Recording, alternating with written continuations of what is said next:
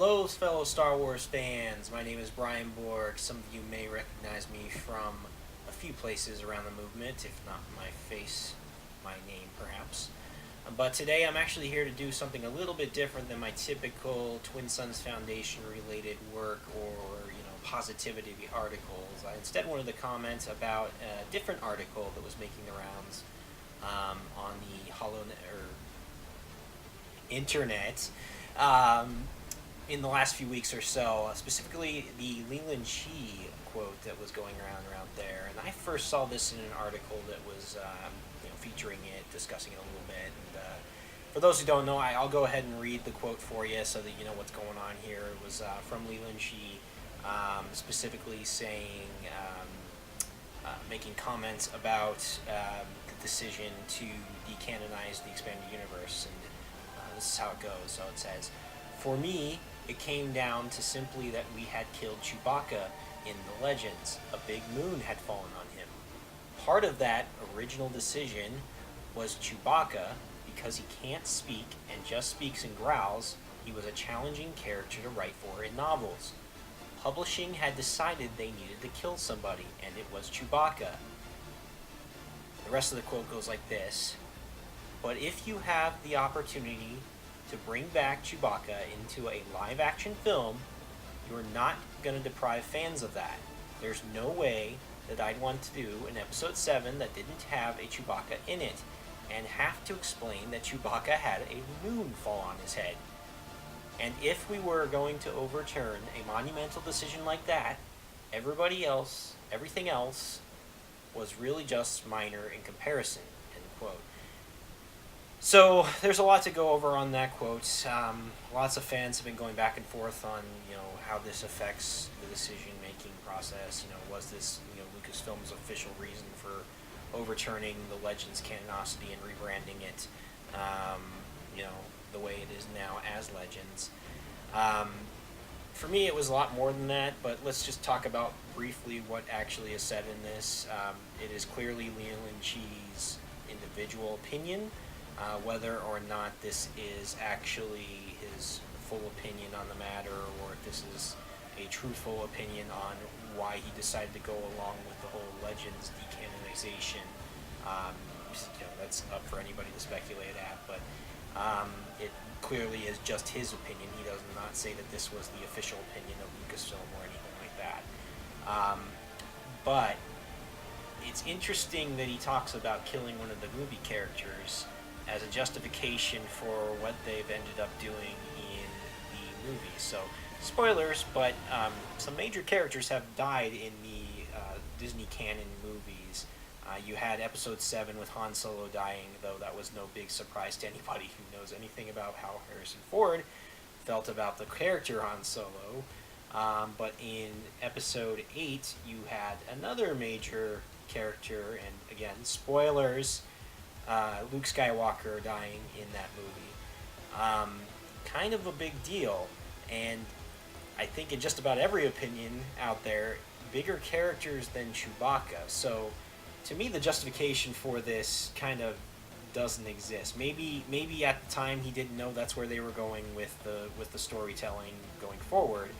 That's fair, I suppose, but at the same time, not really a relevant point in light of what's actually happened, and now that it has happened, and this is now when the quotes come out. So there's a lot to be said there about that. There is a bit here where it says he was a challenging character to write for in the novels due to his lack of ability to speak basic or English or whatever language you were reading the books in. Fair. That does make characterizing him through words difficult, but as we all know, as Legends fans, or those fans who did read the books, Chewbacca actually became a far more in-depth character, a far greater character, a far more well-rounded character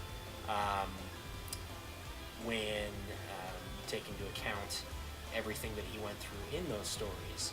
Those stories developed his character and made him a better character than he ever could have possibly been in just the movies alone. Now, that's true for just about everybody who was in the expanded universe, but in particular, a character like Chewbacca, who their actions help us understand their character better than their words, obviously. Benefited greatly from this.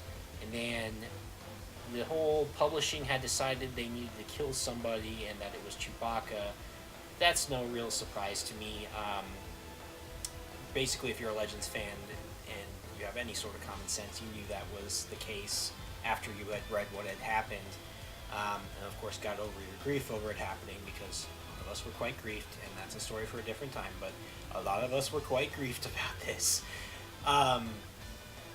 At this point, it was about, I think it's been about 2 decades since the Expanded Universe had been released at that point, and new stories have been coming out, and none of the major characters had, they've all gone through tough times, but none of them had died or anything like that, that negative or permanent had happened to any of them.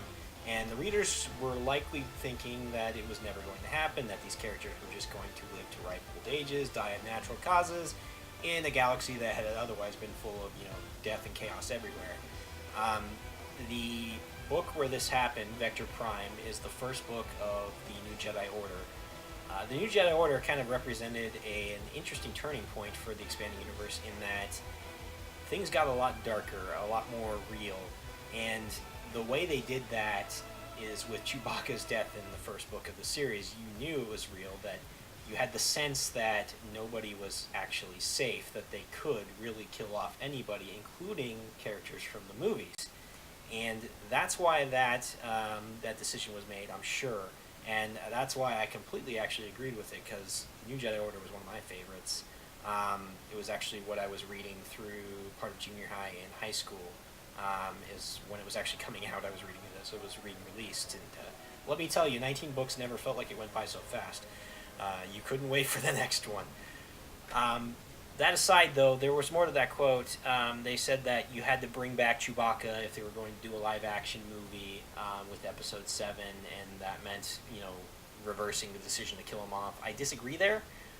It would have been quite easy to bring him back as a flashback of some sort, showing what had happened to him, his sacrifice while, saving all the refugees and Anakin Solo.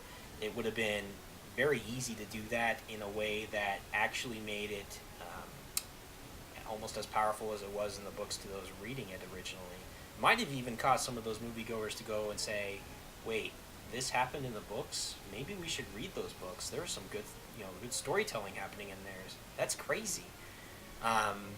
So, there were different ways to tackle it, which is why I don't agree with that portion. You could have had Chewbacca in it, even having him dead, you could have had him in there. Not like as a Force ghost or anything, but like I said, as a flashback. So, there's a lot you can talk about on the quote itself, but what actually interested me most about this quote was the timing. The timing of this quote was, like I said, quite interesting when you consider the context of when it came out. Now, for anybody who's been paying any sort of attention on the internet, it's safe to say that The Last Jedi, Episode 8, not the Star Wars Legends novel, but Episode 8, was quite the controversial movie. That's not saying it's good or bad, because there are many, many opinions one way or the other on that, but it was controversial, and that is the most accurate thing you can really say about the movie. Now, I myself, I'm what I identify as a Legends-only fan, for lack of a better term. My interest in Star Wars is strictly based on Legends.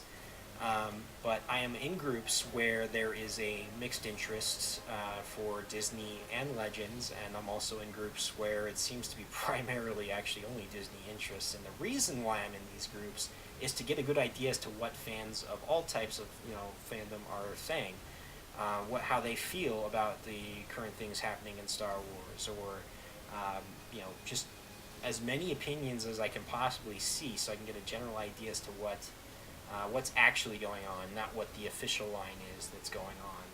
And from what I've seen, you've got fans who loved The Last Jedi, you've got fans who really didn't care for The Last Jedi, and I'm being nice there.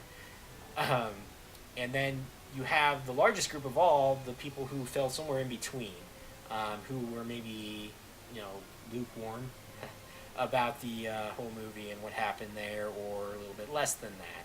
Um, that's based on what I saw happening online. That's also based on friends I actually have outside of the internet, the friends that I've known for a good half of my life, if not longer. Um, Now, these are people who, believe it or not, have been enjoying Disney's canon. They don't necessarily share my views on Legends. Some of them haven't even read any Legends whatsoever. In a couple of interesting cases, there are some who actually didn't care for Star Wars at all before Disney got involved, and turned out to love movies. In particular, Rogue One seemed to be pretty popular with those two. They all felt, for the most part, and I'm trying to think about this, but I don't remember any of them saying many good things about it. None of them really said it was the worst Star Wars movie either.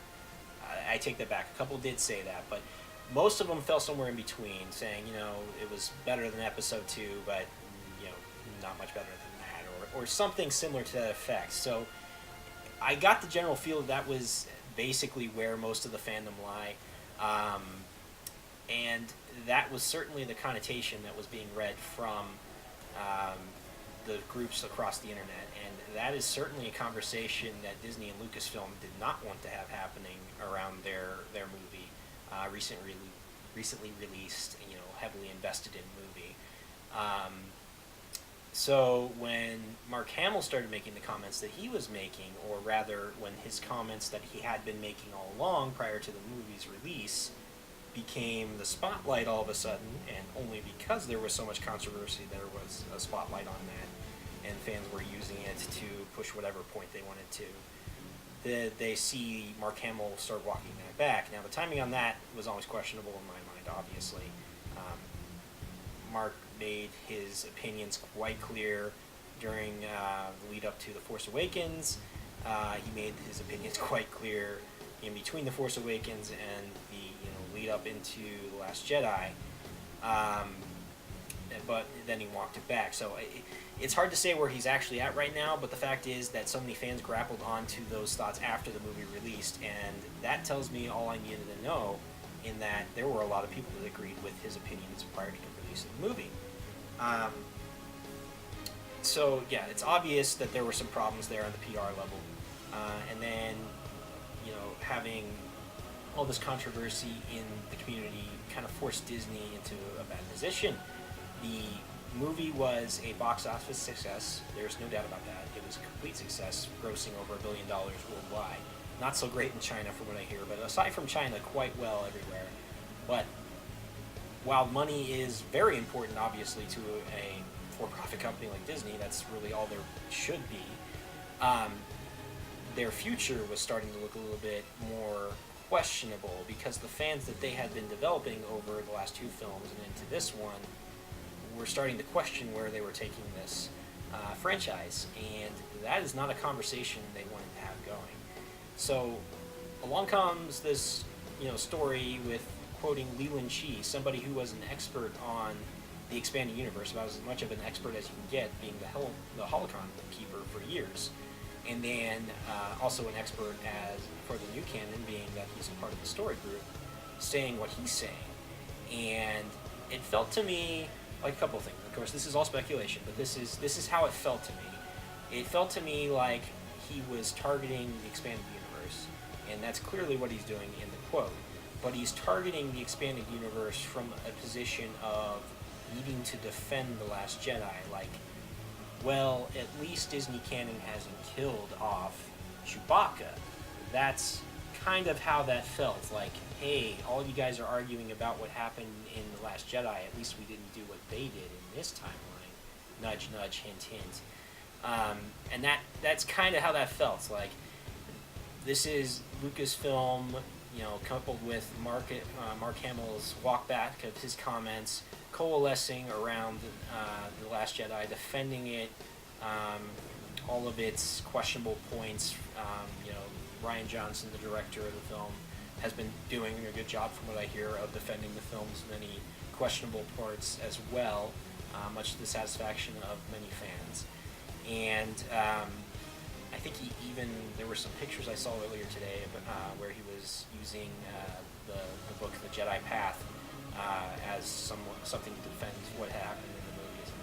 And I have to be clear, I haven't seen the movie, so I don't know anything about specifically what he was doing there, but it was interesting that he went to the books and did that. Tells me he knows what he's talking about.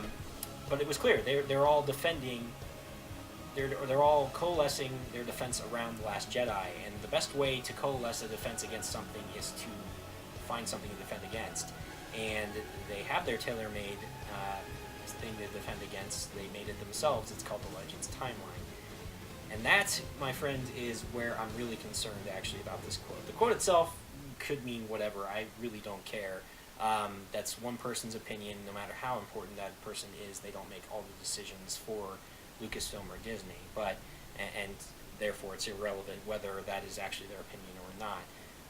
What is important is that this is the quote that was pushed by the media, and it got everywhere. I saw it on Yahoo, I saw it on other places, saw a bunch of news articles across the internet. And it was just about every Star Wars group I saw it come up too, including the ones where it wasn't even on topic, but it was still allowed to stay. That's exactly what Disney needed. They needed to change the conversation from people talking about what Mark Hamill had said to, oh, did you see the reason why they got rid of the expanded universe? Yeah, at least they didn't do that in The Last Jedi. Timing means a lot of things on this, guys, and the fact that they turned against the expanded universe / Legends timeline to defend their film, it should tell us all we need to know about the relationship between the Legends timeline and the Disney timeline. To best, I guess, summarize that, there's actually a quote from Episode 1. Those prequel haters out there might not like this, but there is a quote from Obi-Wan, who everybody loves a quote, that kind of summarizes this situation quite nicely. This is where he's talking to the Gungans about their relationship with the Naboo. He says in the quote, obviously, you and the Naboo are connected. What happens to one will affect the other. You must understand this. I know that most Legends fans out there, and obviously that was again the quote, you must understand this. Most Legends fans out there understand that there is a connection between Disney canon and Legends canon. Perhaps we did not actually understand how that relationship has developed over time, though. And I find this particularly ironic because one of the sayings that we have for Twin Suns Foundation is binary tales eternally shining. For anybody who knows what a binary solar system is like, the two stars in the binary solar system exert forces on one another. Whatever happens to one will cause a reaction to the other. It's far more accurate symbolism than even I had thought when we come up with the whole situation there. But it's also safe to say that the really scary thing about this is, if Disney canon struggles like it started to with this movie, they're going to turn on the Legends timeline as well, at least we didn't do that, which seems obvious to me that drives us further away from seeing any new Legends content instead of closer to it, as we had originally thought might be the case. Now, that's difficult for me to say, as I'm a fan, as I've already said, of only the Legends stuff. I don't care at all about what's going on in Disney's timeline, except for now apparently how successful it is with the fandom. Because if the franchise fails under Disney canon, there's just no chance that they're going to give Legends canon a try anytime soon. The new fans won't go along with it. They don't care what happened in Legends canon. The old fans might not give Disney a chance after they've spent years not doing anything with the Legends timeline. Though, fans like me will be urgent in picking up whatever they release for Legends timeline if that ever happened. But they won't be able to win. They won't be able to call upon the full fandom on either side if Disney canon starts to struggle like this. So this quote taught me that there is a relationship between the Legends timeline and the canon timeline that I did not suspect existed, at least not in the way it exists. And that's how I read this quote. Now, how the rest of you read that quote, no idea. I'd be curious to hear about those thoughts. So why don't you go ahead and leave them in the comments below, and I'd be happy to entertain some of the comments or questions or whatever you might have on this. This is my limited insight. It is a limited point of view, but it is an interesting thought I had thought. So wanted to bring it up and bring it all to you guys. So Have at. Let's see what you got.